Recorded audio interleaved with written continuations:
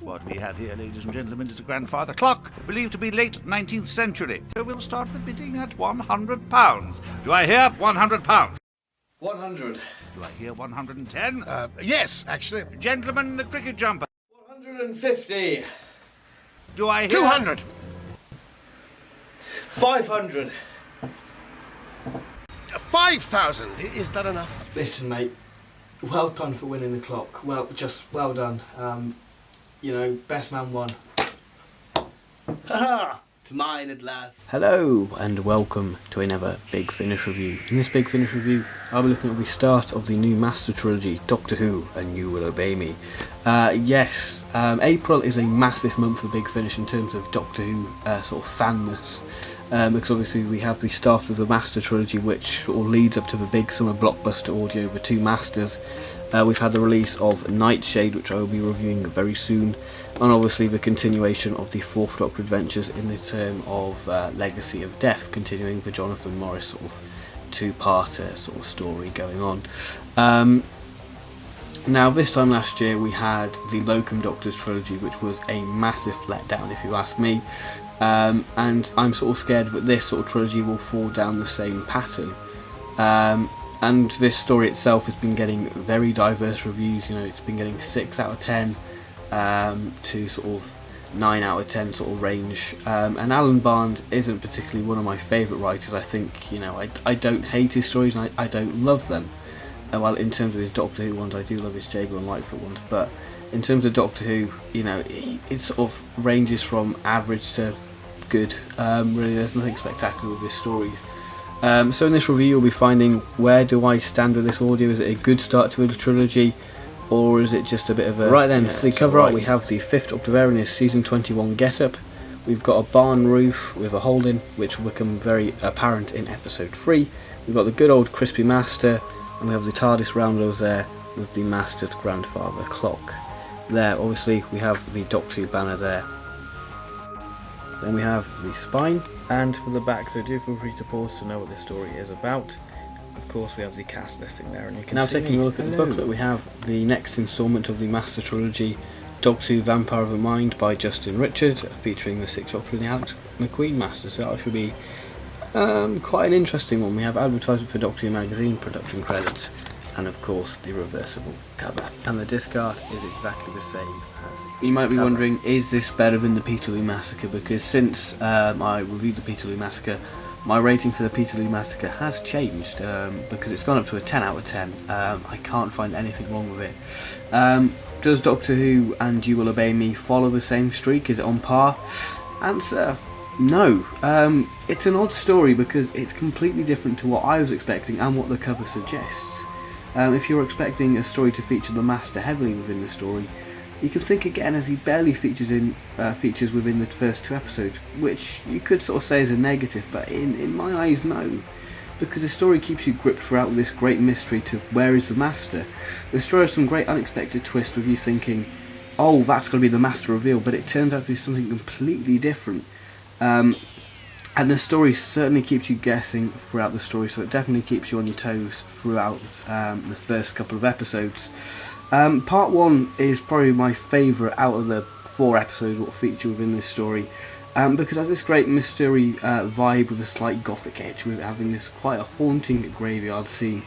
I mean, the best way I would describe this episode is a run-around episode done right, with the Doctor and Annie darting off to all these different locations, and the cliffhanger for this just has this great scale to it and just adds a whole new level to the story. Part 2, on the other hand, to me, suffers pacing issues with the whole Dragonfly Assassins. Yes, you heard me correctly. Dragonfly Assassins. Alan Barnes was definitely on something when he was writing this. I don't think it was a sugar rush. What do I think of this whole Dragonfly Assassin thing? I personally think that it sounded quite a good idea on paper, but when it come down to the final product, no. I just found that a bit of a useless plot thread, and it just felt a bit of a hindrance within the story, and it just felt like it was filling time within the episode. And I think if you take that out, it would still make perfect sense. It just seemed like a pointless thing just to fill in time, and yeah, I just found the whole Dragonfly Assassin thing A, ridiculous, and B, just a bit of a hindrance to the actual story overall. Now, episode 3 is a bit more interesting as we actually start to get answers and a bit of a backstory to what happened to the Master. And the story itself, or this episode in particular, has great character expansion to some of the supporting characters, especially Mikey. And we get answers to what happened to Colin and Helen, who were sort of the supporting characters throughout the story. But my personal favourite is Mikey because we actually get a nice bit of background. But I'll go into more detail on Mikey in a minute. Right, the concluding part, episode 4. Now, if you've listened to Storm Warning, you sort of might know what to expect of this, because it's got this sort of Storm Warning vibe, and it has this sort of new series sort of take to it in a way. And I feel that the part felt very rushed, and yet again, it introduces yet another stupid plot thing. This time, a transhuman sisters. Now, they're quite a good idea, but the thing, their actual whole plot thing, why they're there, is rather stupid, because they want the Master's head, and they will sell the Master's head, and they will give the money to charity. Yeah, another stupid thing. This story is just really ridiculous. You know, you've got Dragonfly assassins, and basically giving the Master's head money to a charity. Yeah, Alan Barnes, definitely not on a sugar rush. Now, the highlight for me in episode 4 is when the 5th Doctor actually encounters the Master face to face. That is just a real treat to listen to for what bit it is, because it's only like a tiny little scene, but it certainly is a great treat for you. Now on to characters. The 5th Doctor, Peter Davison, does another fine job in this release with having this great urgency in his performance and showing his innocent side when threatened by the impending danger, and using that to his advantage when he shows off his great intelligence. Basically, we get this great scene where the Doctor is saying, listen, I'll self-sacrifice myself if I can save these supporting characters, which is quite nice, because obviously that would be his downfall in the case of Androzani. And the way the 5th Doctor stands up to the transhuman sisters is great, because the 5th Doctor is really finding his feet and really challenging his opponents. So, you know, he challenged Hurley in the Peterloo Massacre, and he's challenging the transhuman sisters, so it's great that he's actually starting to challenge the foes he has faced, which is absolutely great. But to me, my favourite moment in the story for the 5th Doctor is that he gets into a bidding war in part 1. It just adds humour to this story, and it just improved the story greatly. I mean, you'd have heard a bit of it in the intro of the video, and that's just a little bit, but I absolutely love that scene. It's a great moment. Next up we have a supporting character called Annie, who's played by Sheena Bartese. I think that's how you pronounce it. I'm sorry if I got that wrong. She's a fantastic supporting character for the Doctor. She sort of takes the companion role in part 1 with her standing up to the Doctor, you know, demanding answers. In episode 2 we get quite a big character reveal. If I'm honest, most of the characters in this story, well, supporting character wise, get some fantastic and big reveals or twists within the story. So yeah, it's quite interesting that we get these nice big twists throughout the story and big revelations. Now on to Geoffrey Beevers.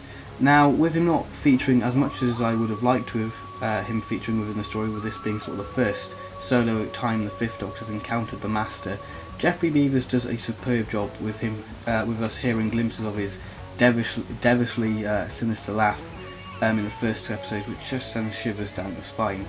Now, the Master gets a great speech in part 3 about him controlling people, and how he would laugh at humans jumping off a building while he's in control of their minds. The Master plot is, you know, something quite enjoyable, with us seeing a softer side to the crispy Master, and we see him sort of in a new light, but obviously, you know, that's not the case, but he's not this nice character.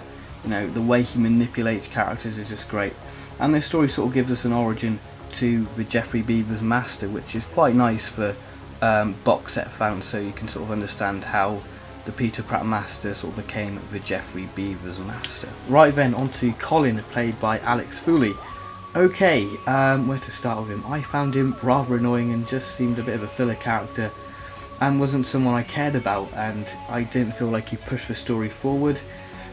His friend, on the other hand, Helen, played by Petter Cornish, actually added something to the story and pushed it forward, but my personal favourite of the 3 is Mikey, played by Russ Bain, who I feel was the most developed out of the 3, with us getting a backstory to his character and what happened to him leading up before he encountered the Master, and him having this quite an interesting sort of relationship with the Master, or sort of, well, I should say friendship. Okay, so what are my overall thoughts on Doctor Who and You Will Obey Me? It's a decent start to the Master Trilogy, somewhat misleading in places because the story struggles to know what it's trying to do with all these different ideas going on, which does lead to some unnecessary scenes and pointless plot threads.